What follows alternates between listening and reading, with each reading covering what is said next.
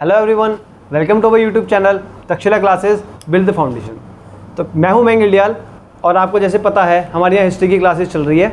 और जैसे कि आप जानते होंगे, अगर हमें रेगुलर क्लासेस में हमारे साथ आप अटैच्ड हैं, हमारे साथ जुड़े हैं, तो आप देख रहे होंगे कैसे हमने अपनी हिस्ट्री की सीरीज़ चला रखी है, जिसमें हमने मुस्लिम उदय से लेके प्रथम मुस्लिम आक्रमण के बाद हमने अगले मुस्लिम इन्वेजन्स पढ़े, हमने दिल्ली सल्तनत के बारे में पढ़ा, हमने अब मुगल डायनेस्टी स्टार्ट करी हुई है।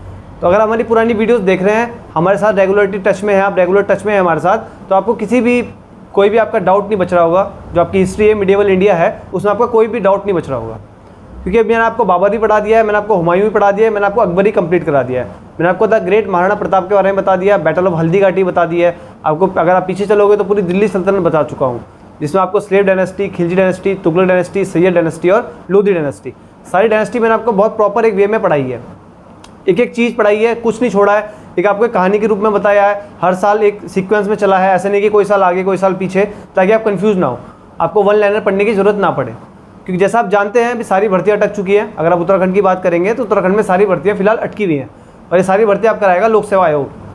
आप इतने अपडेट होंगे, हम इस चीज़ की वीडियोस नहीं बनाते कि भर्ती लोक सेवा आयोग कराएगा, ये कराएगा, वो कराएगा, क्योंकि आपको अपडेट मिल ही जाती होंगी। अगर आप एक्सपीरियंस हैं तो आप न्यूज़पेपर भी पढ़ते होंगे, आप करंट में हर जो भी चीज़ें हो रही हैं, जो भी अपडेट आ रहे हैं आपके एग्जाम्स को लेकर, आप उन सब में बिल्कुल टच में होंगे। आपको पता है कि अब लोक सेवा आयोग आपकी भर्तियाँ कराने वाला है। जितनी भी एग्जाम्स हैं अब लोक सेवा आयोग के अंडर में आ गए हैं।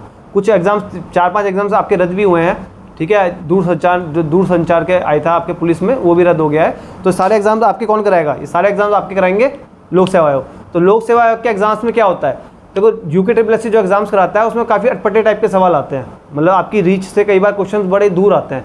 कोई भी ऐसा क्वेश्चन पूछ लेंगे जो मतलब अननेसेसरी होगा, आपको उसकी नीड होगी भी नहीं होगी, कुछ पता नहीं चल पाता। लेकिन लोक सेवा के एग्जाम्स में जो आपका एग्जाम्स लोक सेवा आयोग करवाएगा, उस एग्जाम्स में आपको बहुत ही ट्रिकी और बहुत ही वैलिड क्वेश्चंस मिलेंगे। आपको कुछ भी ऐसा नहीं मिलेगा जो आपको लगेगा कि यार ये कौन सी बुक से आया। आपको सब कुछ पढ़ा हुआ ही मिलेगा, लेकिन इतना ट्रिकी होगा कि आप उसमें खुद कंफ्यूज रहोगे। तो सबसे पहले तो आपको NCERT बहुत अच्छे से पढ़नी पड़ेगी अब, क्योंकि लोक सेवा आयोग एग्जाम करा रहा है। तो NCERT को बहुत प्रॉपर वे में अच्छे से पढ़ो, क्योंकि मैंने आपको जितने भी क्वेश्चन कराए हैं NCERT में सब इंक्लूड है। NCERT के अकॉर्डिंग ही मैंने कराए हैं सारे एग्जाम्स, जो सारे क्वेश्चन मैंने NCERT के अकॉर्डिंग ही करा रखे हैं। आपका कुछ भी नहीं छूटेगा उसमें, ठीक है। तो हमारी टच में जुड़े रहें, हमारे साथ जुड़े रहें, हमारे चैनल को शेयर करें ज़्यादा से ज़्यादा, चैनल को सब्सक्राइब करवाएं।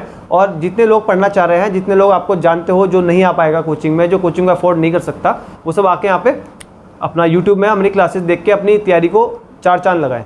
तैयारी को आप आगे से अच्छा और अच्छे से अच्छा करने की कोशिश करें अपनी तैयारी को। अगर आपने मान लो पहले से तैयारी कर रखी है और आपने वीडियोस देखी, अगर आपको कुछ भी एक्स्ट्रा पता लगता है तो उसको नोट करें, उसको नोट डाउन करें, क्योंकि क्या पता उसी एक्स्ट्रा में से कोई क्वेश्चन आ जाए, फिर बाद में सर आप बोलोगे अरे सर धन्यवाद। तो ये सब हो जाती है चीज़ें, इसमें कोई बड़ी बात नहीं है। तो इसलिए हमारे साथ जुड़े रहें, हमारे चैनल को ज़्यादा से ज़्यादा शेयर और सब्सक्राइब करें। जैसे कि आप जानते हो, हम अपने टॉपिक पे आते हैं सबसे पहले। तो आपको पता है, आप जानते हैं कि अभी तक हमने अकबर कंप्लीट कर लिया है। अकबर की मैंने 3 वीडियोस डाली हैं प्रॉपर, अकबर के बारे में कुछ भी नहीं छूटा है। जलालुद्दीन मोहम्मद अकबर के बारे में कुछ भी नहीं छूटा है, हमने पूरा कंप्लीट कराया है। मैंने आपको महाराणा प्रताप के बारे में पढ़ाया है।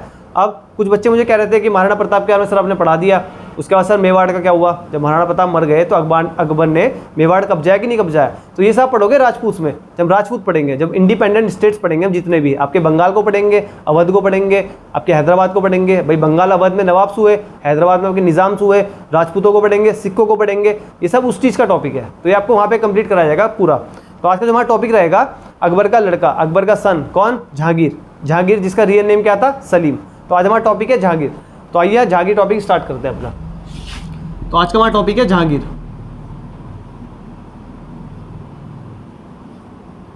जहांगीर का क्या रूलिंग पीरियड है? जहांगीर का रूलिंग पीरियड है 1605 से 1627।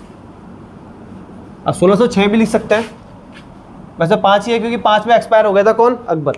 5 में अकबर क्या हो गया था? अकबर की मृत्यु हो गई थी। 5 में अकबर की मृत्यु हो गई थी। थोड़ा नीचे लिख लेता हूँ मैं इसको, शायद आपको दिखे ना।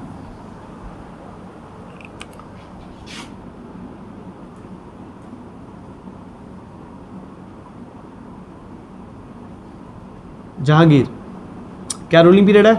1605 से 1627। बहुत शॉर्ट पीरियड का इसका वो है रूलिंग पीरियड, बहुत शॉर्ट है, बहुत शॉर्ट टाइम में इसने रूल किया है। अभी अकबर का लड़का था, मैंने आपको बताया था, अकबर का लड़का जिसका रियल नेम क्या था? सलीम, क्योंकि अकबर के गुरु हुआ करते थे कौन? शेख सलीम चिश्ती। शेख सलीम चिश्ती अकबर के गुरु हुआ करते थे। तो अपने गुरु की याद में ही, या अपने गुरु को प्रेरणा मानते हुए ही इसने अपने बेटे का नाम रखा क्या? सलीम, जो बाद में फेमस हुआ जहांगीर के नाम से। कहाँ से फेमस हुआ? बाद में फेमस हुआ जहांगीर के नाम से।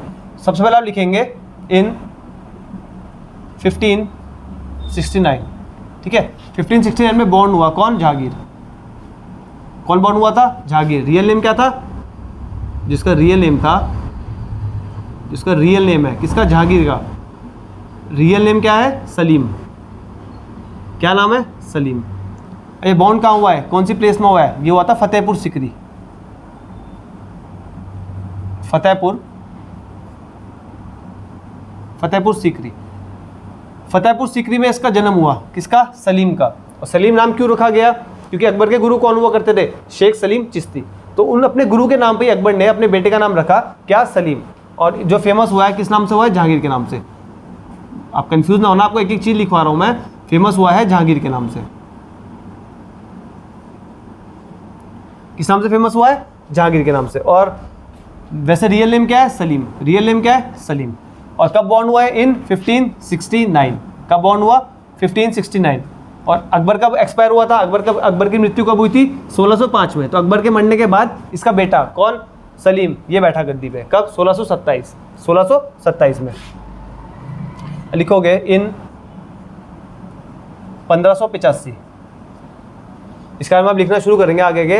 इन 1585 he got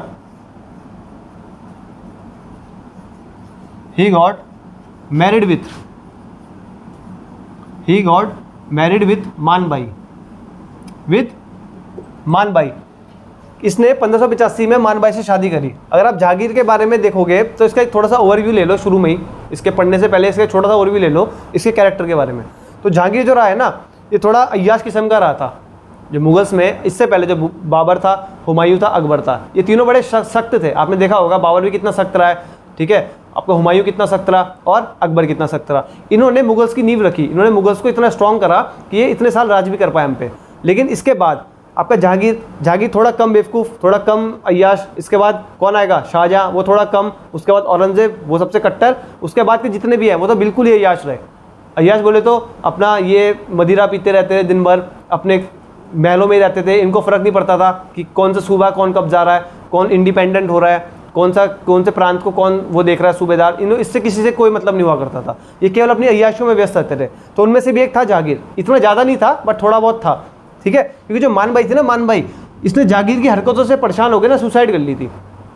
जो मानबाई थी इसकी पहली पत्नी थी, जिसकी शादी हुई थी 1585 में जहांगीर के साथ। इसने इसकी हरकतों से परेशान होकर सुसाइड कर ली थी। तो हरकतें इसकी ऐसी रही होंगी ना कि मानबाई ने सुसाइड किया। अब जो मानबाई थी ये किसकी डॉटर थी? ये डॉटर हुआ करती थी, आपको नाम से पता लग रहा है हिंदू नाम है मानबाई। ये डॉटर हुआ करती थी भगवान दास की। किसकी? भगवान दास। तो भगवान दास की डॉटर हुआ करती थी। जैसे कि आपको मैंने बताया कि इसकी हरकतों से परेशान होकर इसने सुसाइड कर ली थी। क्योंकि हिंदुओं की लड़कियों को नहीं पसंद होती ये चीज़ें। हिंदू की जो लड़कियां हैं वो कैसी रही हैं, मतलब उनके जो संस्कार रहे हैं वो सब रहे हैं। ये ऐसे नहीं रहे कि 4 शादी 2 शादी 3 शादी, क्योंकि जहांगीर ने करी है, जहांगीर ने 3 शादियाँ करी है। तो इस चीज़ से परेशान होके, इसके मदिरा की चीज़ों से परेशान होके दिन भर अपना ये नहीं देखना कि अपने जो इसका पूरा एम्पायर है उसको कैसे उसको फैलाया जाए। अपने एक जो राजा होता है उसको जो कर्तव्य होता है उसको कभी इसने ढंग से फॉलो करा ही नहीं है। तो इससे डिप्रेस्ड टाइप की हो गई थी कौन? मानबाई, जिन्हें सुसाइड कर ली थी।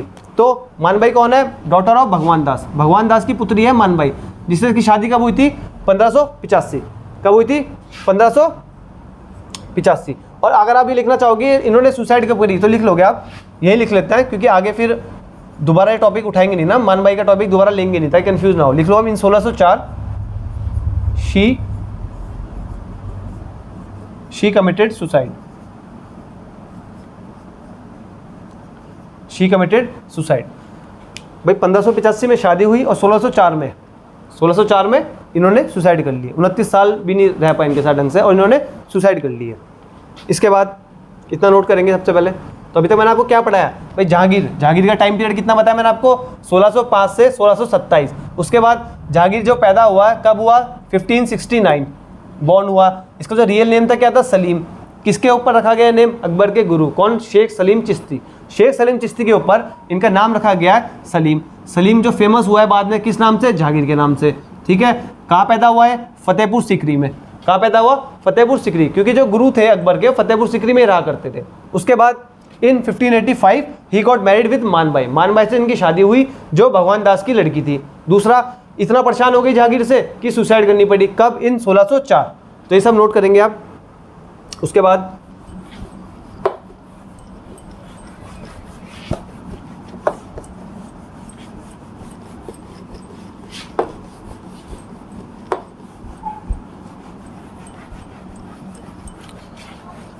आप लिखेंगे मानबाई का जो इनसे पुत्र हुआ, जहांगीर और मानबाई का पुत्र हुआ, जहांगीर और मानबाई का जो पुत्र था। ठीक है, ये जहांगीर प्लस मानबाई, इनका एक पुत्र हुआ, इनका सन हुआ। क्या नाम था, खुसरो। क्या नाम था, खुसरो। इन दोनों का क्या, जो पुत्र का नाम था क्या था, खुसरो। किसका, जहांगीर प्लस मानबाई का जो पुत्र हुआ उसका नाम क्या था, खुसरो। अब आप पढ़ोगे खुसरो रिवोल्ट करता है। खुसरो जहांगीर के खिलाफ रिवोल्ट करेगा, जिसमें खुसरो की हेल्प करेंगे सिक्कों के 5वें गुरु, कौन, अर्जुन देव। और जैसी बात पता चलेगी जहांगीर को कि भाई सिक्कों के 5वें गुरु अर्जुन देव ने खुसरो की हेल्प करी जहांगीर के खिलाफ, तो जहांगीर क्या करेगा, जहांगीर खुसरो को तो कर देगा अंधा, और जो 5th गुरु है सिक्कों के, कौन, अर्जुन देव, उनकी कर देगा हत्या।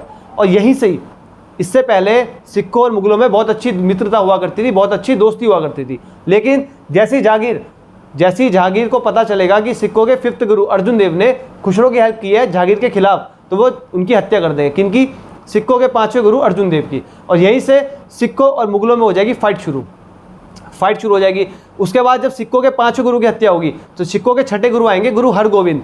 और जैसे हरगोविंद को पता चलता है कि सिक्कों के जो उनके 5वें गुरु थे, जो उनसे बड़े वाले गुरु थे अर्जुन देव, इनकी हत्या हो गई है, तो बोलते हैं सिक्कों को कि अपने साथ कृपान रखा करें। जो सिक्कों अपने साथ चक्कू रखते हैं उसे बोला गया है हरगोविंद द्वारा ही सभी सिक्कों को दिया गया था ऑर्डर कि अपने साथ चक्कू रखें अपने सेल्फ डिफेंस के लिए। क्यों, क्योंकि अब सिक्कों मुगलों में दुश्मनी शुरू हो गई, तो अपने डिफेंस के लिए अपने साथ चक्कू रखा करें। ये उसके बाद ही शुरू हुआ है, जो रखना शुरू हुआ है कि कौन से गुरु ने कहा था, ये कहा था गुरु हरगोविंद ने।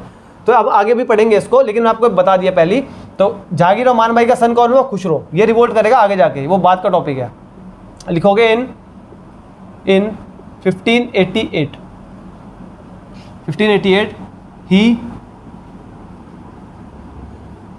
he married with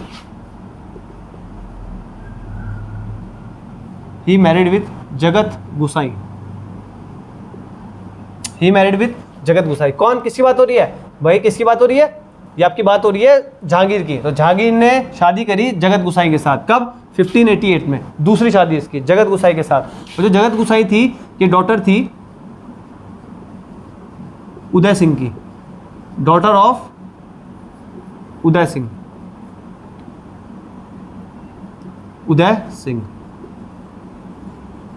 किसकी डॉटर थी ये, उदय सिंह की। ये वाई आएगा शायद, उदय, हाँ उदय है, वाई है। उदय सिंह की डॉटर थी। किसकी डॉटर थी, उदय सिंह की। तो उदय सिंह की लड़की के साथ 1588 में जहांगीर ने क्या किया, विवाह किया। अब जो जगत गुसाई है ना, मैं आपको बताया था जोधाबाई, जब मैंने अकबर के टाइम पे पढ़ाया था, मैं आपको बता रहा, कुछ इतिहासकार वहाँ पे जोधाबाई को मानते हैं। कुछ इतिहासकार मानते हैं कि जहांगीर की वाइफ हुआ करती थी जोधाबाई जो हुआ करती थी जहांगीर की वाइफ हुआ करती थी, अकबर की नहीं हुआ करती थी। ये डिस्प्यूटेड है, लेकिन आपको बता रहा हूँ कि कुछ इतिहासकार जोधाबाई जहांगीर की जगत गुसाई को माना करते थे।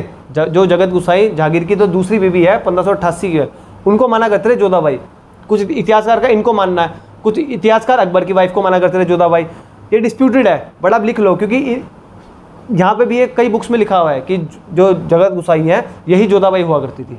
अब डिस्प्यूटेड है, वैसे तो हमेशा हमने बचपन में देखा होगा जोधा अकबर, लेकिन ऐसे क्वेश्चन आते नहीं है। बट मैं आपको बता दूं कि जोधाबाई इन्हीं के नाम से, जगत गुसाई को भी जोधाबाई के नाम से फेमस हुआ करती थी। अब इनका भी सन हुआ, इनका भी एक लड़का हुआ आपका जहांगीर प्लस ये जगत गुसाई है, जो जगत गुसाई, इनका भी एक लड़का हुआ, इनका नाम था खुर्रम खान। क्या नाम था, खुर्रम खान। और यही फेमस हुआ बाद में शाहजहां के नाम से, शाहजहां। ठीक है। पर यह बात कंफर्म है कि जगत गोसाई का लड़का ही शाहजहाँ था। यह बात कंफर्म है कि जगत गोसाई का लड़का शाहजहाँ हुआ है। तो जहांगीर प्लस जगत गोसाई से भी एक लड़का हुआ, कौन? खुर्रम खान। खुर्रम खान शाहजहाँ का रियल नेम है। जो जहांगीर के बाद हम पढ़ेंगे, हम क्या पढ़ेंगे? जहांगीर के बाद हम पढ़ेंगे शाहजहाँ ही पढ़ेंगे। तो शाहजहाँ का रियल नेम क्या है? खुर्रम खान। तो पहला सन कौन था? खुसरो। और दूसरा कौन था? खुर्रम खान। पहला कौन था? खुसरो। और दूसरा कौन था? खुर्रम खान। इसको तो अंधा कर दिया जाता है जहांगीर के द्वारा, क्योंकि ये अपने बाप के खिलाफ रिवोल्ट करता है। और बाप के खिलाफ रिवोल्ट करना भी शुरू उसने किया था। किसने? इसने, जहांगीर ने, सलीम ने। पर रिवोल्ट ऑफ सलीम हुआ था ना अकबर के टाइम पे। ये पहला बंदा था जिसने अपने बाप के खिलाफ रिवोल्ट किया था मुगल्स में। बस इसके खिलाफ भी शुरू होने लग गए, क्योंकि एक प्रथा चल गई। एक प्रथा चल गई कि अपने फादर के खिलाफ रिवोल्ट होने की एक प्रथा स्टार्ट हो गई। उसमें जहांगीर ने स्टार्ट की जो प्रथा, अब वो इसके खिलाफ भी शुरू हो गई। क्यों? क्योंकि खुसरो ने किया। खुसरो ने पहला रिवोल्ट किया, लेकिन इसको अंधा कर दिया गया। पावर में था जहांगीर, इसको अंधा करा और सिखों के 5th गुरु अर्जुन देव की हत्या कर दी गई। अब दूसरा कौन है? ये आपका कौन? खुर्रम खान। खुर्रम खान दूसरा लड़का हुआ किसका? जहांगीर और जगत गोसाई का। और खुर्रम खान बाद में फेमस हुआ किस नाम से? शाहजहाँ के नाम से। किस नाम से फेमस हुआ है? शाहजहाँ के नाम से। ठीक है। और दूसरा बात आप ये लिखना कि जो जोधाबाई थे ना, जोधाबाई, ये जोधाबाई है, इनको एक टाइटल दिया गया था मलिक ए जहान। इनको मुगल्स में बोला जाता था मलिक का ए जहान। मलिक नहीं है, मलिका है, मलिका ए जहान। क्या टाइटल है इनके पास? मलिका ए जहान। अगर आपसे कोई पूछ ले कि मलिका है जहान का टाइटल किसके पास था, अगर ऑप्शन में जोधाबाई है तो आंख बंद करके जोधाबाई पे टिक लगा देना। इनके जोधाबाई नहीं है और इनका रियल नेम पूछ लिया गया जगत गोसाई, तो जगत गोसाई पे लगा देना। ठीक है। क्या टाइटल है इनके पास? मलिका ए जहान। क्या टाइटल है? मलिका ए जहान। ठीक है, इतना नोट करेंगे। समझ आ गया ना आपको कि भाई 1588 में दूसरी शादी करी गई किससे? जगत गोसाई से। कुछ इतिहास का इनको जोधाबाई मानते हैं, लेकिन आपको इससे कोई फर्क नहीं पड़ना चाहिए। आपको कोई इसके बारे में कोई लिखना तो है नहीं, कोई रिश्तेदार तो है नहीं हमारे। ठीक है। तो जोधाबाई, क्वेश्चन एग्जाम में ये नहीं आएगा कि जो जगत गोसाई जोधाबाई है या फिर पिछली वाली जोधाबाई है। क्वेश्चन ये आ नहीं सकता कभी। क्यों? क्योंकि डिस्प्यूटेड है। लेकिन सवाल ये आ सकता है कि मलिका जहान का टाइटल किसके पास है। अब जोधाबाई ये हो, जोधाबाई वो हो गए, कोई भी कंसिडर कर लो, पर टाइटल जोधाबाई के पास है। कौन सा? मलिका जहान। तो मलिका जहान का टाइटल है जोधाबाई के पास है। अब जोधाबाई ये वाली है कि वो वाली, किसी को इससे कोई मतलब नहीं है। टाइटल आएगा मलिका जहान किसके पास है, तो किसके पास है? जोधाबाई के पास। इतना नोट करें।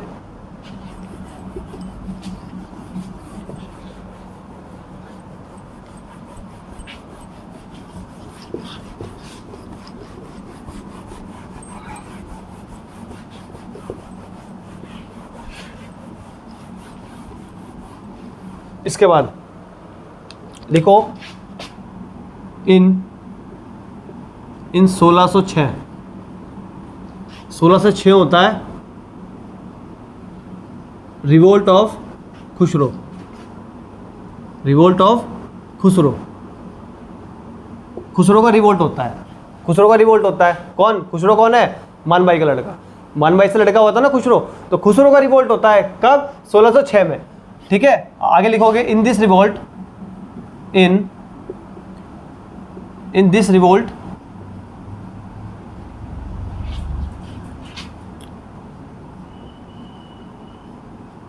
अर्जुन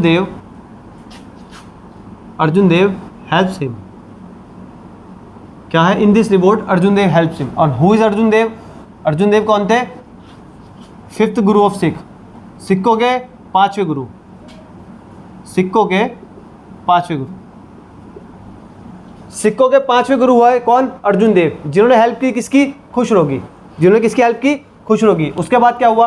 खुसरो की हेल्प करने के बाद क्या हुआ बताओ? मैंने आपको बताया भी पढ़ाया कि खुसरो की जब हेल्प करी किसने? 5वें गुरु। सिखों के 5वें गुरु ने जब खुसरो की हेल्प करी, उसके बाद जब ये बात जहांगीर तक पहुंची तो उसने खुसरो को कर दिया अंधा।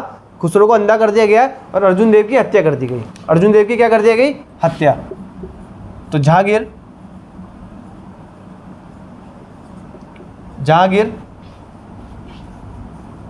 किल्ड अर्जुन देव। जहांगीर किल्ड अर्जुन देव। और यही वो इंसिडेंट था, यही वो पॉइंट था जहाँ से सिख और मुगलों में भी तगड़ी दुश्मनी शुरू हो गई। अभी तक सिख और मुगल आपस में बहुत अच्छे दोस्त थे। आपको पता है ना, रामदास नगर 500 बीघा की ज़मीन भेंट की गई थी, जहाँ पे हरमिंदर साहिब गुरुद्वारा आपका कौन सा गोल्डन टेम्पल बसाया गया है ना।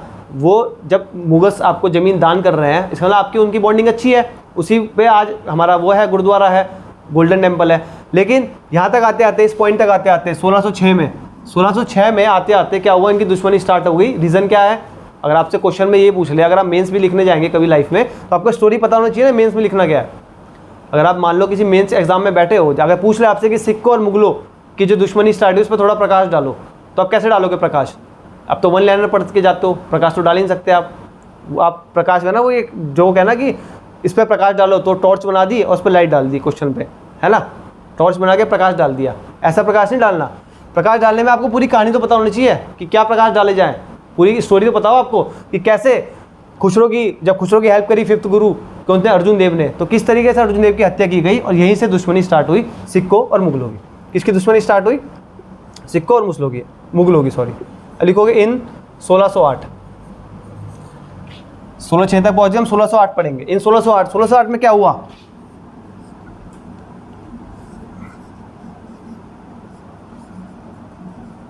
Captain William Hawkins, captain William Hawkins arrived in Jahangir court. अब ये कौन बला है भाई? Captain William Hawkins. तो ये ब्रिटिशर है। कौन है? ब्रिटिशर। ये एक ब्रिटिशर हुआ। कौन हुआ? ब्रिटिशर। मैंने आपको बताया था पहला ब्रिटिशर कौन आया, मैंने आपको बताया था कि रैल्फ फिंच कब आया, मैंने आपको बताया था पिछली वीडियो में कि जॉन मिल्डेनाल कब आया। ये सब अकबर के टाइम पे आए थे। किस चीज़ के लिए आए थे? कि अपनी बिजनेस टर्म्स ठीक करने आए थे इंडिया के साथ, क्योंकि मुगल्स हम पे रूल कर रहे थे, तो मुगल्स अकबर से परमिशन लेने आए थे, क्या हम अपनी फैक्ट्री लगा लें, क्या अपनी फैक्ट्री लगा सकते हैं, इस टाइप की डिस्कशन करने आए थे लोग। लेकिन जहांगीर के टाइम पे परमिशन इनको जहांगीर देगा फैक्ट्री लगाने की, इनको फैक्ट्री लगाने की परमिशन जहांगीर देगा। क्यों? क्योंकि मैंने आपको बताया ना, अपनी मस्ती में रहता था, ये अपनी मस्ती में है, इसको कोई फर्क नहीं पड़ता, कोई भी आके फैक्ट्री लगाओ, मुझे तो पैसा दे दो, मैं मतलब इंजॉय करना चाहता हूँ, इस टाइप का था ये। इस टाइप मतलब इससे शुरू हो गई था डाउनफॉल, अगर आप डाउनफॉल तो नहीं कह सकते, बट इससे शुरू हो गई थी हरकतें धीरे धीरे मुगल्स में, जो मुगल्स धीरे धीरे डाउन होने शुरू हुए ना, क्योंकि इसने परमिशन दे दी। किनको? ब्रिटिशर्स को। अकबर ने नहीं दी थी, अकबर ने परमिशन नहीं दी, तुम आओ उनके कोर्ट में पूछ के जाओ, उसने नहीं दी परमिशन, उसने कहा मैं अकेला बहुत हूँ, मैं अकेला देख लूँगा सब कुछ।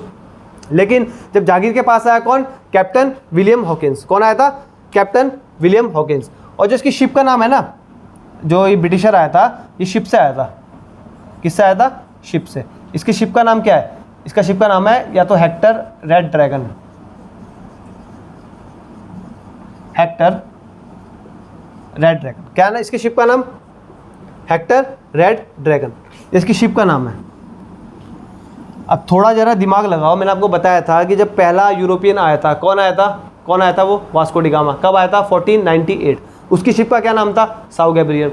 वो पहला आदमी था जो भारत में समुद्री रास्ते से आया, जिसने भारत तक पहुंचने की समुद्री रास्ते की खोज करी, सी रूट की जिसने खोज करी, वो वास्को डी गामा है। वो आया था आपका 1498 में, यार रफ लिख रहा हूँ, आप मत लिखना, 1498 में आया था। अब हम पढ़ रहे हैं 1608। हम क्या पढ़ रहे हैं? 1608। तो काफ़ी डिफरेंस आ गया ना। इसके बीच के जितने ब्रिटिशर्स आए, जो रैल्फ फिंच आया, जॉन मिल्डेनाल आया, ये सब कौन थे? ये सब आए लैंड से, ये शिप से नहीं आए थे, ये लैंड से आए थे। और आपसे अगर क्वेश्चन घुमा के, ट्रिकी क्वेश्चन ऐसे ही बनते हैं। देखो, अगर आपसे ये पूछा जाएगा कि पहला ब्रिटिशर जो शिप लेके आया भारत, वो कौन है? Captain William Hawkins. वो कौन है? Captain William Hawkins. आपसे पूछेंगे पहला यूरोपियन जो शिप लेके आया, तो वो कौन है? वो है वास्को डी गामा। वो कौन है? वास्को दे गामा।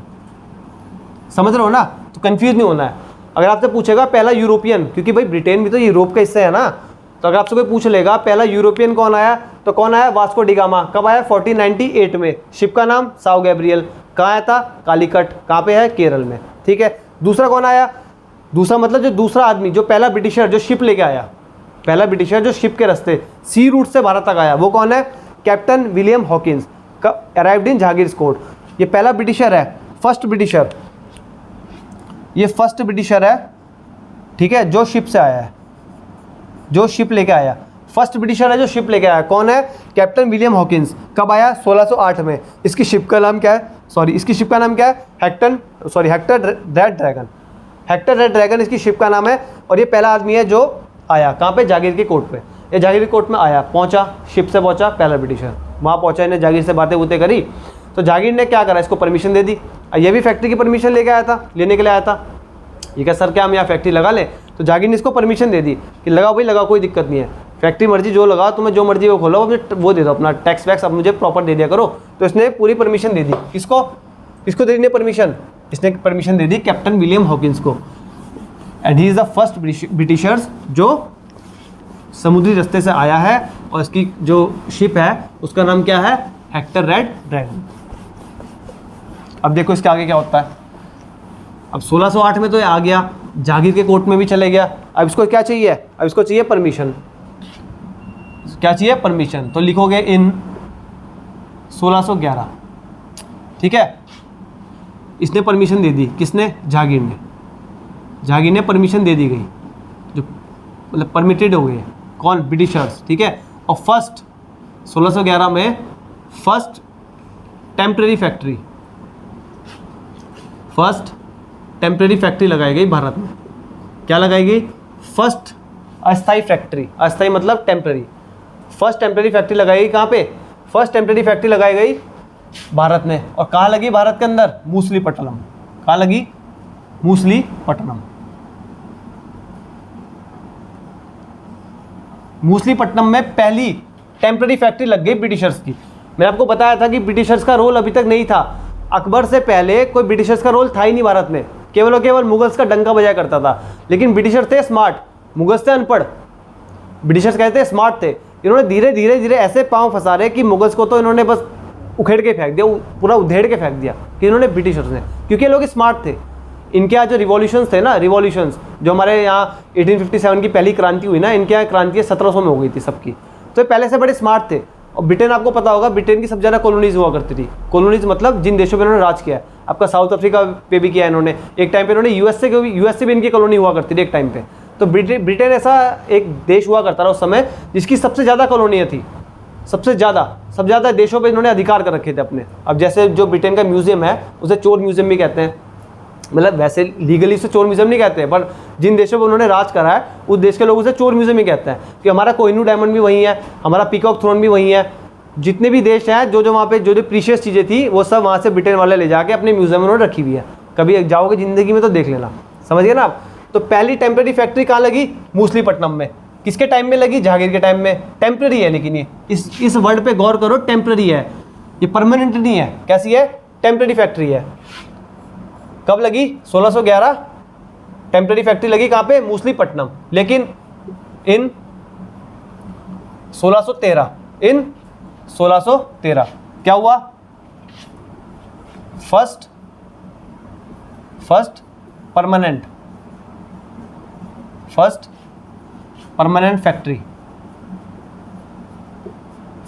फैक्ट्री लगाई ब्रिटिशर्स ने अपनी। अब ये परमानेंट फैक्ट्री है, ये बिल्कुल फिक्स्ड है।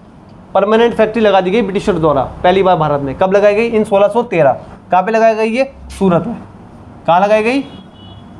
सूरत में। कहाँ लगाई गई? सूरत। सूरत कहाँ आता है आपका? गुजरात। सूरत कहाँ आता है? गुजरात। समझ गए इतना? समझ आ रहा है कि नहीं आ रहा है इतना? भाई क्या क्या हुआ? भाई कैप्टन विलियम हॉकिंस आया, जब पहला ब्रिटिशर जो समुद्री रास्ते से आया, उसके बाद वो आया, उसने देखा, भाई जहांगीर से पूछा परमिशन फैक्ट्री की लगाने की। जहांगीर तो आपको पता है, मैंने उसको आपका कैरेक्टर बताया, वो अपनी मस्ती में रहने वाला आदमी है। उसने कहा लगा लो भाई फैक्ट्री लगाओ, जो मर्जी लगाओ, मैं दिमाग मत खाओ, मुझे बस टैक्स देते रहो टाइम से। उसने इतना नहीं सोचा कि ये अपने पैर फंसा रहे हैं धीरे धीरे ब्रिटिशर, इतना दिमाग उसमें था भी नहीं। तभी तो अकबर ने परमिशन नहीं दी थी। लेकिन 1611 में उसने परमिशन दी और इन्होंने अपनी पहली टेम्परेरी फैक्ट्री लगाई। टेम्परेरी मतलब कोई भी बिजनेस स्टार्ट करने से पहले, अब ब्रिटिशर्स पे दिमाग तो था ही, उनका फैक्ट्री लगा के देखते हैं कि रिस्पॉन्स कैसा है, कैसी आउटपुट मिलती है। लेकिन आउटपुट इतनी ज़बरदस्त मिली, इतनी ज़बरदस्त आउटपुट मिली कि उन्होंने क्या करा, उन्होंने भाई 2 साल बाद ही, 1 साल बाद ही, 11 के बाद 12, 12 के बाद 13 में इन्होंने क्या करा, 13 में इन्होंने अपनी टेम्परेरी वो परमानेंट फैक्ट्री लगा दी। कहाँ पे? सूरत में। कहाँ लगा दी? सूरत, गुजरात। सूरत गुजरात में इन्होंने अपनी परमानेंट फैक्ट्री लगा ली। क्या उखाड़ लो, अब क्या उखाड़ना है। ऐसे धीरे धीरे सब कुछ लगाते चले जाएंगे। अगला देखो, आप लिखोगे इन 1615। इन 1615 second britisher arrived in Akbar court, sorry arrived in Jahangir court, arrived in Jahangir court. ठीक है, और इसका क्या नाम था? इस ब्रिटिशर का नाम था क्या? Sir Thomas Roy. Sir Thomas Roy. क्या नाम था? Sir Thomas Roy. क्या नाम था इसका? सर थॉमस रॉय, जिसको भेजा गया था ब्रिटेन के किंग द्वारा, जिसे भेजा गया था किंग ऑफ ब्रिटेन। उस समय जो ब्रिटेन का किंग हुआ करता था ना, उसने भेजा था। क्या नाम था?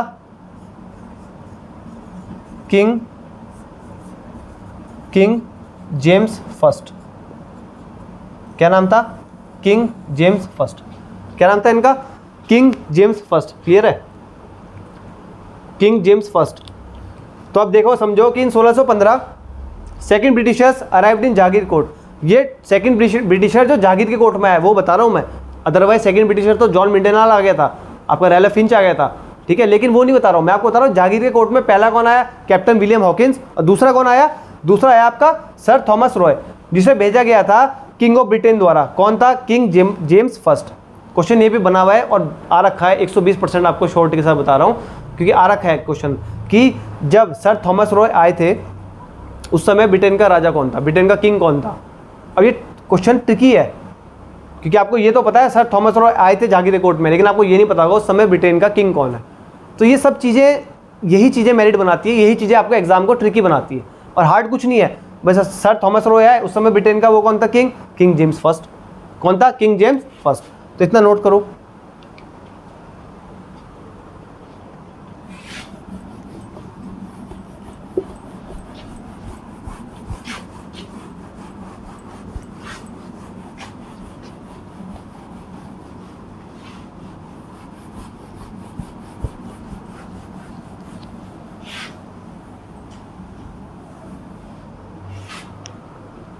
इसके बाद लिखोगे आप, नेक्स्ट लिखोगे जहांगीर के बारे में।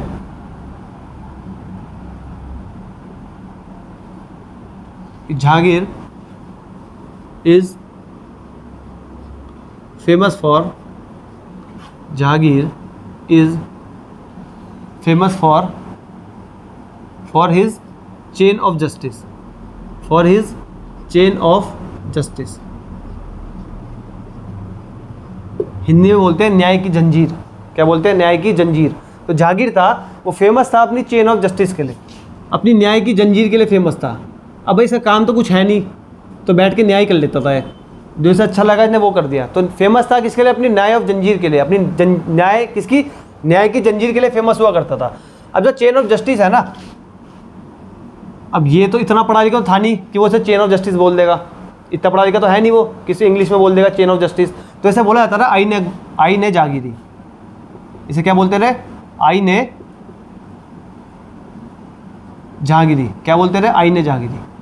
तो जो इसकी चेन ऑफ जस्टिस थी उसे बोला जाता था आईने जहांगीरी मुगल्स के टाइम पे, क्योंकि इसे ना तो इसे हिंदी इतनी आती है कि इसे न्याय की जंजीर बोल दे, और अंग्रेजी तो बोलने का मतलब ही नहीं उस समय, है ना। तो न्याय आईने जहांगीरी बोला करता था उस समय चेन ऑफ जस्टिस को। इसके अंदर क्या होते थे? आईने जहांगीरी के अंदर आपके 12 ऑर्डिनेंस थे, 12 ऑर्डिनेंस, जिसमें से आपको 12 के 12 नहीं पढ़ने, जिसमें से आपको 12 के 12 नहीं पढ़ने, लेकिन आप ये पढ़ लो, कुछ पढ़ लो कि इसने क्या करा। एक ये पढ़ लो कि इसने टोबैको बैन किया, तंबाकू इसने बैन किया। इसने कहा सिर्फ मैं ही खाऊंगा जो खाऊंगा, और दूसरा कोई नहीं खाएगा, है ना। मैं तंबाकू तो नहीं खाता था, लेकिन ये मदिरा का बड़ा आदीन था, शराब बहुत पीता था। तो शराब तो बैन नहीं करी हुई इससे, क्योंकि खुद कैसे पीता फिर ये। इसने क्या करा? तंबाकू बैन कर दिया। इसने क्या करा? तंबाकू बैन कर दिया। दूसरा, इसने दिवाली वाले दिन, दिवाली के दिन खेला जाता था जुआ बहुत ज़्यादा उस समय, आज भी खेला जाता है ना, आज भी दबा के खेला जाता है जुआ। दिवाली के दिन तो सटोरियों का तो दिन है दिवाली, है ना। गली मोहल्ले में देखता होंगे ताश के पत्ते लेके दिवाली के दिन लगे रहते हैं सब, कोई अपना घर गिरवी रख देता है, कोई अपनी चेन गिरवी रख देता है। तो आज भी दिवाली में जुआ खेला जाता है। तो दिवाली में इसने जो जुआ था ना, इसने जुआ बैन किया, इसने जुआ बैन किया दिवाली वाले दिन, लेकिन केवल हिंदू खेल सकता है। ये इसने बहुत बड़ा काम कर दिया, है ना। केवल हिंदू अलाउड थे जुआ खेलने को, केवल जो अलाउड थे वो कौन थे? हिंदू। ये सबसे बढ़िया काम था इसका। क्यों? कि हिंदू अलाउड थे, आराम से जुआ खेलो। हिंदू को जुआ खेलने की परमिशन थी केवल दिवाली के दिन, उसके अलावा कोई और जुआ नहीं खेलेगा, किसी और धर्म का आदमी जुआ नहीं खेलेगा हिंदुओं के अलावा। तीसरा, इसने जो एनिमल सेक्रीफाइसेस था ना, एनिमल सेक्रीफाइसेस, इसका क्या मतलब हुआ? जो पशु बलि दी जाती थी, जो पशु बलि दी जाती थी, इसने 2 दिन बैन करी। एक तो इसने बैन करी थर्सडे को, एक इसने बैन की थर्सडे को और एक इसने बैन की फ्राइडे को। थर्सडे और फ्राइडे 2 दिन इसने क्या करा, अपनी पशु बलि को बैन करा इसने, एनिमल सेक्रीफाइस को इसने बैन करा। तो आई ने इसमें जहांगीरी में 12 ऑर्डिनेंस थे, ऐसी काम है इसके छोटे मोटे चुटुर पुटुर। तो वही आपको सारे लिख के फ़ायदा नहीं है, कोर्स आपका सिलेबस ही बढ़ता चले जाएगा, याद करने आप गाली दोगे मुझे कि सर पता नहीं क्या क्या लिखवा रहे हो आप, है ना। तो इतना आजकल तंबाकू बैन करने वाला अगर पूछेंगे आपसे पहला कौन था, पहला बादशाह ने तंबाकू बैन करा मुगल्स में, कौन था वो? जहांगीर। कौन था वो? जहांगीर। नोट करो, इतना कर लिया नोट, देख लो आराम से। क्या क्या बताया मैंने आपको?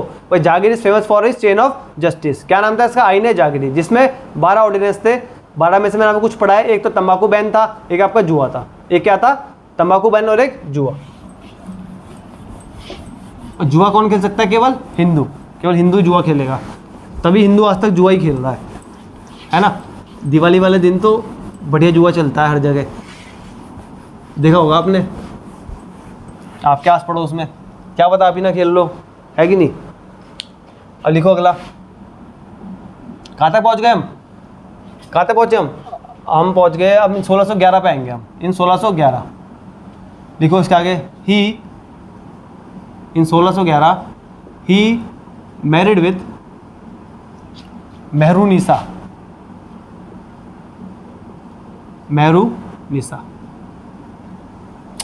इसने शादी करी मेहरुनिसा से। अबे तीसरी शादी है इसकी, ठीक है। शादी पे शादी करे जा रहा है और कुछ नहीं कर रहा है, शादी कर रहा है। जो इसे लड़की सुंदर लगती है उससे शादी कर लो। अब इसकी कहानी सुनो। मेहरुनिसा कौन थी भाई? जहांगीर के दरबार में इसका नौकर हुआ करता था, अली कुली बेग। क्या नाम था? अली कुली बेग। उसकी बीवी हुआ करती थी मेहरुनिसा। अब वो इतनी सुंदर थी कि इसे नूर जहान का टाइटल दे दिया था जहांगीर ने। नूर जहान, पूरे जहान की नूर, नूर मतलब समझते हो ना, तो नूर जहान का टाइटल दे दिया था किसको? मेहरुनिसा को। इतनी सुंदर हुआ करती थी। लेकिन बीवी किसकी थी? नौकर की। अब जहांगीर को तो बड़ा बुरा लगा, यार इतनी सुंदर लड़की और पति इसका नौकर है। तो उन्होंने क्या करा? उन्होंने बहुत अच्छा काम करा, इसे पति को मार दिया, है ना, और इससे शादी कर ली। समझ गए ना आप? तो मेहरुनिसा कौन थी? मेहरुनिसा थी वाइफ। कौन थी? Wife of Ali Quli Beg. अली कुली बेग, अली कुली बेग की वाइफ हुआ करती थी मेहरुनिसा। और ये कौन था? ये था servant of Mughals, servant of Mughals, ठीक है। और ये फेमस था, ठीक है, ये फेमस था, फेमस। इसे शेर अफगान कहते थे। क्या कहते थे? शेर अफगान। इसका मतलब टाइटल था शेर अफगान का। किसके पास? अली कुली बेग के पास। अली कुली बेग था शेर अफगान के नाम से फेमस। लेकिन फेमस से करना क्या है? क्या फ़ायदा फेमस हो गए? इससे बड़ा फेमस होना ही नहीं चाहिए, है ना। तो अली कुली बेग सर्वेंट हुआ करता ना मुगल्स का। आप जहांगीर ने क्या देखा? अली कुली बेग को देखा इसने, ये तो नौकर है यार, उसकी बीवी इतनी सुंदर, इसे तो अधिकार नहीं है इतनी सुंदर बीवी रखने का। तो इसने बेहतरीन काम करा, इसने इसकी हत्या कर दी। किसकी? अली कुली बेग की। इसे निपटा दिया, इसे मार दिया और इससे शादी कर ली मेहरुनिसा से। क्या कर ली? मेहरुनिसा से शादी कर ली, है ना। यही तो कर रहे हैं मुगल, तो कर ही कह रहे हैं, है ना। इनके इतिहास में हम यही तो पढ़ रहे हैं कि भाई उसकी वाइफ हड़प ली, इससे शादी कर ली, अपने भाई को मार दिया, अपने पापा के खिलाफ रिवोल्ट कर लिया। यही कर रहे हैं हम, यही पढ़ रहे हैं, यही पढ़ते रहोगे आप लास्ट तक, बूढ़े बादशाह तक। जो बूढ़ा बादशाह होगा 1857 में पढ़ोगे, उसमें भी ये पढ़ोगे आप। तो जो मेहरुनिसा थी, इसको टाइटल दे दिया फिर एक, किसने? जहांगीर ने। अब इतनी सुंदर है कि उसमें फिदा हो गया, तो एक दो टाइटल तो देने चाहिए ना। जैसे आजकल गोल्ड की रिंग दी जाती है, डायमंड की रिंग दी जाती है, उस समय टाइटल दिए जाते थे कि भाई टाइटल दे दो नूर जहां। तो इसको कौन सा टाइटल था? नूर जहां का। कौन सा था? नूर जहां या फिर नूर जहां, कुछ भी पढ़ लो आप, अलग अलग है हर बुक्स में। तो नूर जहां है, नूर जहां का टाइटल दे दिया गया। बस उसके बाद आराम से क्या हुआ? आराम से ये हुआ कि जहांगीर अपना आराम से लेटा रहा था, आराम से अपने अपने घर में रहता था, अपने महल में रहता था, कोई दिक्कत नहीं होता, कोई फर्क नहीं पड़ रहा हो क्या रहा है। और धीरे धीरे कमांड आ गई इसके हाथ में, नूर जहां के हाथ में, ठीक है। जो एडमिनिस्ट्रेशन है ना, एडमिनिस्ट्रेशन मुगल्स का जो एडमिनिस्ट्रेशन है वो संभाला किसने? नूर जहान ने। एडमिनिस्ट्रेशन नूर जहान ने संभाला। क्यों? क्योंकि जहांगीर को फर्क ही नहीं पड़ता, जहांगीर अपना बैठा है अपने धुन में है, वो उसकी सुंदरता पे फिदा हो रखा है, अलग ही नेक्स्ट लेवल का दीवाना हो रखा है वो। और धीरे धीरे ये रूल करने लग गई, इसकी सुनने लगा नूर जहां की सुनने लग गया। कौन? जहांगीर। जो नूर जहां कहती थी वही जहांगीर करता था। कौन है नूर जहां? रियल नेम क्या है नूर जहां का? मेहरुनिसा। क्या है रियल नेम? मेहरुनिसा। ये टाइटल है, लिखा है ना इसके ऊपर टाइटल, नूरजहाँ को टाइटल मिला हुआ है किस चीज़, जो नूरजहाँ है ना इसको टाइटल है नूरजहाँ, ये नूरजहाँ एक टाइटल है। किसको मिला ये? मेहरुन्निसा को। तो मेहरुन्निसा के बाद जो टाइटल है उसे बोला गया है नूरजहाँ। किसने दिया था? जहांगीर ने। अगर आपसे पूछ लेगा मेहरुन्निसा का हस्बैंड कौन है? कौन है? अली कुली बेग, जो कौन था? सर्वेंट ऑफ मुगल्स, और फेमस किस नाम से? शेर अफगान के नाम से। समझिए इतना आप। तो 3 शादी तो उसकी हो गई, इसकी चौथी शादी भी है, ठीक है, जो इसने एक रखैल से करी थी। चौथी शादी इसने एक रखैल से करी थी, उससे भी इसको एक पुत्र हुआ था, ठीक है, वो हम दिखाएंगे नहीं, वो एक्स्ट्रा हो जाएगा। लेकिन 4 शादियाँ हैं, चौथी शादी एक रखैल से करेगा है, तो कुछ नहीं कर रहा शादियों के अलावा है। नेक्स्ट इसके बारे में क्या है पढ़ने को? थोड़ा नूरजहान के बारे में पढ़ लेते हैं। आज नूरजहान तक ही पढ़ता है, फिर बाकी कल पढ़ेंगे जहांगीर के बारे में, ठीक है, नहीं तो वीडियो बड़ी हो जाएगी और मज़ा भी नहीं आएगा फिर आपको।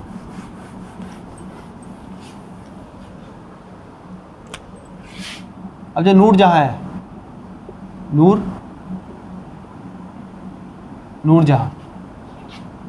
नूरजहाँ के फादर हुआ करते थे। अब ये एडमिनिस्ट्रेशन संभाल रही है, तो भाई लड़कियों की तो शुरू से आदत है ना। अगर लड़कियों के हाथ में कमांड दे दी जाए तो भाई मायके वालों की ज़्यादा सोचती है वो, है ना, मायके की तो सोचेगी। तो बस इसने भी सोचा अपनी मायके वालों के बारे में, नूरजहाँ ने। अब जहांगीर पड़ा है, साइड में पड़ा है, उसे कोई होश ही नहीं है नूरजहाँ क्या कर रही है क्या नहीं कर रही है, उसने कमांड तो दे रखी है। तो इसके फादर हुआ करते थे आपके ग्यास बेग। कौन हुआ करते थे? ग्यास बेग। कौन हुआ करते थे? ग्यास बेग इनके फादर हुआ करते थे। तो इसने अपने फादर के लिए क्या करा? इसने अपने फादर की टॉम, बड़ी शानदार टॉम बनवाई, एक कब्र बनवाई। इसके फादर के गुजरने के बाद इसने उनकी शानदार टॉम बनवाई। कहाँ बनवाई? आगरा में। कहाँ बनवाई? आगरा में। अपने फादर को, अपनी मदर को अपने साथ रखना, उनकी पूरी देख रेख करना, जहांगीर को तो पता ही नहीं कुछ। भाई इससे पहले कौन कर रहा था अपने सास ससुर की गुलामी? कोई भी नहीं कर रहा था, पर जहांगीर को पता ही नहीं चल रहा था। अपने फादर के लिए सब कुछ करना, अपनी माता के लिए सब कुछ करना, सब नूरजहाँ कर रही थी। इन्हें कोई दिक्कत नहीं होनी चाहिए, इन्हें कोई दिक्कत नहीं होनी चाहिए। तो जब इसके फादर एक्सपायर हुए तो अपने ससुर का इसने, अपने मतलब अपने पिता का, नूरजहाँ ने अपने पिता का मकबरा बनवाया। भाई अभी तक किसने बनवाया बताओ? अभी तक किसने अपने ससुर के लिए मकबरा बनवाया? और अपने बाप के लिए नहीं बनवा रहे तो मुगल्स, ससुर के लिए तो दूर की बात है। तो अपने ससुर के लिए मकबरा बनाया तो इसने भी नहीं, पैसे पता ही नहीं, इसने बना दिया। किसने? नूरजहाँ ने अपने फादर के लिए मकबरा बनाया, ठीक है। अब नूरजहाँ की मदर भी थी, भाई फादर है तो मदर है ना। तो मदर का क्या नाम था? मदर का नाम है आपका अस्मत बेगम। क्या नाम है? अस्मत बेगम। मदर का नाम था अस्मत बेगम। क्या नाम है? मदर का अस्मत बेगम। इनको लिखने का एक ही रीज़न है कि इन्होंने इत्र की खोज इन्होंने ही करी है। जो इत्र है ना, इत्र समझते होंगे आप सब, जो पहले इत्र लगाए जाते रहे, इत्र ऐसे परफ्यूम टाइप के जो इत्र होते हैं, इनकी खोज की थी अस्मत बेगम ने, ठीक है। गुलाब की पत्तियों को का जूस टाइप का बना के, रस सा बना के, उसकी इन्होंने इत्र बनाया था पहली बार। तो जो पहला इत्र बनाया गया है उसी किसने बनाया? वो अस्मत बेगम ने। किसने बनाया? अस्मत बेगम। और कौन है अस्मत बेगम? नूरजहाँ की मम्मी। फादर कौन है? ग्यास बेग, जिनकी इसने कब्र कहाँ बनवाई? आगरा में। बहुत बढ़िया कब्र, जहाँ बड़े बड़े मुगल्स की कब्र है वहीं इन्होंने उनकी कब्र बनाई गई। किसकी? ग्यास बेग की। किसके द्वारा? नूरजहाँ के द्वारा। और नूरजहाँ का रियल नेम क्या था? मेहरुन्निसा। तो आज का टॉपिक यहीं तक रखते हैं, इसके बाद कुछ बचा नहीं खास, थोड़ा बहुत जो पॉइंट्स बचे हैं वो जहांगीर के मैं आपको कल प्रॉपर वे में कंप्लीट करा दूंगा। एक ही वीडियो में अगर पूरा जहांगीर पढ़ाऊंगा तो कंफ्यूज हो जाओगे। तो जहांगीर के बारे में मैंने आपकी जो भी एक आपको व्यू दिया है कि जहांगीर कैसा था, क्या जहांगीर ने करा, ये सब मैं आपको बता चुका हूँ। कैसे कौन कौन से अंग्रेज, कौन कौन से ब्रिटिशर्स जहांगीर के रूलिंग पीरियड में आए, कौन कौन आए। एक तो कैप्टन विलियम हॉकिंस आया और एक सर थॉमस रॉय आया, ठीक है। किस शिप से आया वो, ये मैंने आपको पढ़ाया। हेक्टर रेड ड्रैगन से वो आया, पहला ब्रिटिशर था जो समुद्री रास्ते से आया। तो ऐसे आपको इन्फॉर्मेटिव लेक्चर सारे मिल रहे हैं, और नॉट केवल इन्फॉर्मेटिव है ये आपके एग्जाम पॉइंट ऑफ व्यू से बहुत इंपॉर्टेंट है। आप क्वेश्चन लगाना स्टार्ट करो, आप पिछला कोई भी एग्जाम देख लो, अगर आपको मुगल्स और पिछले जितना मैंने अभी तक पढ़ा दिया है, अगर उससे रिलेटेड कोई भी क्वेश्चन आ रहा है तो आप बहुत ईजिली टाइम कर लोगे, क्योंकि इससे बाहर कुछ आता ही नहीं है। और अच्छी बात आपके लिए ये हो गई कि अब आपका पेपर लोक सेवा आयोग करा रहा है। अच्छी बात तो वैसे कहीं से नहीं है सिनेरियो में, लेकिन करा रहा है ना लोक सेवा आयोग, तो पेपर वैलिड पेपर देते हैं। बहुत ही वैलिड, बहुत ही जेन्युइन पेपर होगा। एनसीईआरटी पढ़ो, सारी डीप में चीज़ें पढ़ो और चीज़ों को रटो मत। वन लाइनर आप लोक सेवा आयोग में आपको किसी भी यूज उसमें काम नहीं आएंगे। ये मेरे से लिखवा लो आप कि वन लाइनर लोक सेवा आयोग में नहीं चलते। 100 में से 30-40 क्वेश्चन कर लोगे वन लाइनर, 30-40 कोई भी कर लेता है 100 में से, उसमें कोई बड़ी बात नहीं है। कोई 4 दिन पढ़ेगा तो 30-40 क्वेश्चन वो भी कर लेगा, 20 तो कर ही लेगा जो एग्जाम से पहले 4 दिन पढ़ेगा वन लाइनर को, क्योंकि 20-30 आते हैं उसमें से, नो डाउट, लेकिन हो जाएगा सिलेक्शन 30-40 में? नहीं होगा ना। और बाकी जो नंबर अचीव करने होते हैं ना, बाकी जो नंबर लाने होते हैं, उसके लिए पूरा पढ़ना होता है। एक नंबर लाने के लिए भी हिस्ट्री 6 महीने पढ़नी पड़ती है। तो एक नंबर जब आपको मेरिट में ऊपर ले जाएगा ना, तो आपको लगेगा कि हाँ यार 6 महीने पढ़ के फ़ायदा हो गया। ऐसा नहीं है कि बस 1 लाइनर उठाई और पढ़ दिया, और आपने खरीद ली नोट्स पब्लिकेशन की 1 लाइनर ली और पढ़ना शुरू कर दिया, ऐसा नहीं है। बहुत चीज़ें ऐसी होती हैं जो आपको पढ़नी पड़ती हैं एक्स्ट्रा। बुक्स पढ़ो, जो बड़ी बड़ी बुक्स हैं, स्पेक्ट्रम है, आपकी बिपिन चंद्र हैं, क्यों बना रखी है भाई, इतने बड़े बड़े राइटर है, क्यों बना रखी है? इन्हें पढ़ो भाई, इन्हें पढ़ो, ये आपको सिनेरियो समझाएंगी। पूरा एक बुक आपको सिनेरियो क्लियर कर देगी, कैसे ब्रिटिशर्स आए, कैसे मुगल्स को भगाया। ये याद नहीं करने सन कि भाई 1707 में मर गया औरंगजेब, उसका डाउनफॉल हो गया मुगल्स, क्यों मरा, क्यों हुआ डाउनफॉल, डाउनफॉल क्यों हुआ, क्या रीज़न थे। जब डाउनफॉल हो रहा था मुगल्स का, उस समय ब्रिटिशर्स क्या कर रहे थे, अगर ये पूछ लेंगे तो हवा निकल जाएगी। आपको क्या, हमें क्या पता क्या कर रहे थे? हमें तो नाम पता है, पहला वॉइसरॉय, पहला जनरल, ये वो, ये सब हमें पता है, बस इससे नहीं काम चलता। पूरा एक लेक्चर देखो, पूरी क्लासेस पढ़ो, और प्रॉपर वे में आपको पूरी कहानी बताई जा रही है। अगर मेंस में भी कहीं बैठोगे तो प्रॉपर आपकी यूज़फुल होंगी। ठीक है, तो आज की वीडियो का एंड करते हैं। और आपको वीडियोस अगर अच्छे लग रहे हैं हमारे, तो इनको ज़्यादा से ज़्यादा शेयर करें, इनको सब्सक्राइब करवाएं, ताकि ज़्यादा से लोगों तक पहुँच सके। आपका ही फ़ायदा हो इसमें, हमारा ही फ़ायदा। ठीक है, तो चैनल को लाइक शेयर सब्सक्राइब करवाएं। आज की वीडियो को एंड करते हैं। Okay, bye, thank you.